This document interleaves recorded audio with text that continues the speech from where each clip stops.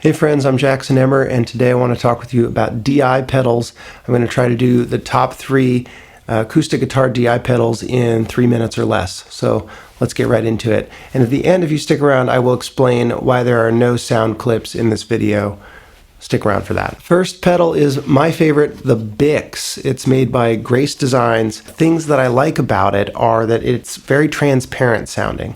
When you plug into some of these other pedals through any pickup that you have, you're going to hear some kind of compression and some change in the tone that comes from the DI itself. Those sound really good, frankly. Like, that's not necessarily a bad thing, but this sounds the most natural, clear, transparent sounding, and that makes you play a little differently. It makes you have a more natural touch on the instrument.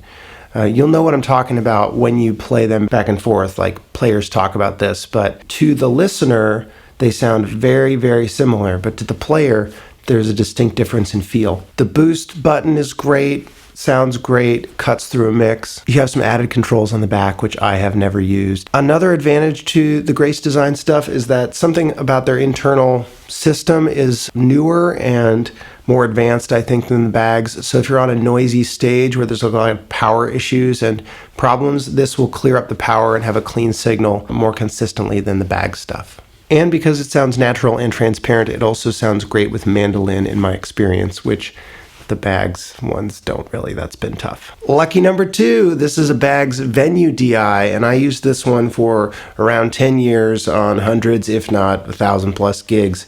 It only broke once. I had to clean it up a little bit with the pots, but it's been really great, really reliable. And it gives you a lot of control over the sound. It sounds really great. The sound quality is fantastic. It does color the sound of your instrument. You'll hear it. Bags has like a tone, a sound, a timbre. It's a harmonic thing and a compression thing, and you'll notice it. It's subtle, but it's there. And I like to put notes on it to myself if I need a little pep talk for myself during a gig. Show them your soul. Last thing I'll mention about the Venue is that this tuner is kind of terrible. So it works in a pinch, but I prefer, and I always use, a Polytune floor tuner in addition to this or to the Grace. The last DI I'll mention is a Bags Para Acoustic DI, and this is an early model from LR Bags. It's probably 20 or 30 years old, and a lot of touring musicians have used these.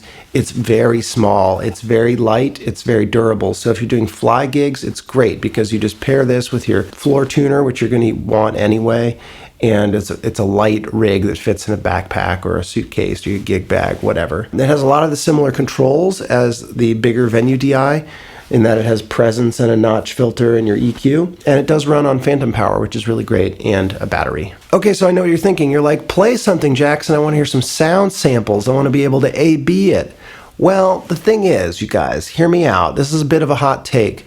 This stuff is not designed to be heard plugged in direct and listened to on YouTube. It's designed to be plugged into a room and played in a space or outdoors through big speaker systems. That's how this stuff is tested. So if I plug it in here and I try to give you an A/B test, it could sound great or it could sound bad. It doesn't really matter because it's not designed to sound great in this format. There are so many good systems that sound pretty amazing in a room or in a venue, and then on the internet, not great. When you're in a space, you're in a venue, you're hearing the sound bounce off the walls, you're hearing whatever tweaks to the mix they've done live, you're hearing the other instruments, you're hearing people talk. Like, there are a lot of ways for things to sound great live that don't translate to YouTube, and that's why I think these comparisons are not that helpful on the internet. Hope this helps you figure out which DI is right for you. Hope it saves you a little bit of time and money. Thanks for watching.